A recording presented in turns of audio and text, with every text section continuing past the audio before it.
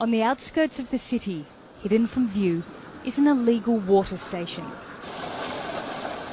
The owners have tapped an underground pipeline owned by the state. All day, trucks fill up with stolen water and sell it across Karachi. We sell containers of water for $4 and then they resell it to the people, a whole tanker for $25.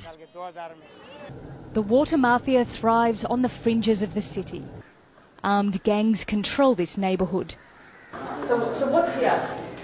Sewage water. Sewage water. Well. This is one of Karachi's illegal water pumping stations.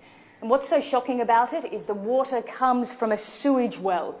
It's then piped through here, powered by a couple of motors, and sold on as drinking water to the people of Karachi. Karachi only has enough water to meet 50% of its needs. And the Water Board estimates around 30% of it is wasted or stolen. This is a powerful business worth millions of dollars. Water barons with 30 to 40 tankers earn around $16,000 a day. Hydrants which are illegally made. But the Water Board is cracking down on them. Over 200 pumping stations have been raided. This illegal money is also supporting other illegal and terrorist activities in Karachi. Because if they have to survive in an area which is in the periphery, this area is infected with these terrorists, with these gangs.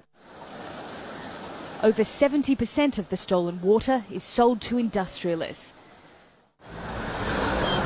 5 years ago, the fabric dyeing plant here was closed because there wasn't enough water.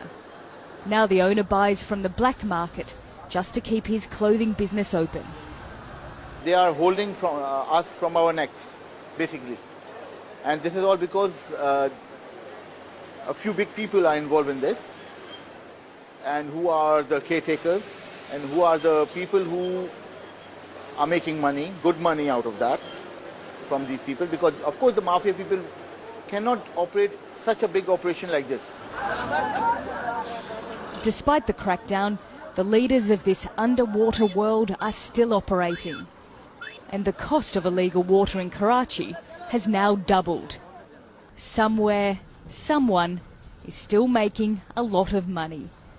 Nicole Johnston, Al Jazeera, Karachi.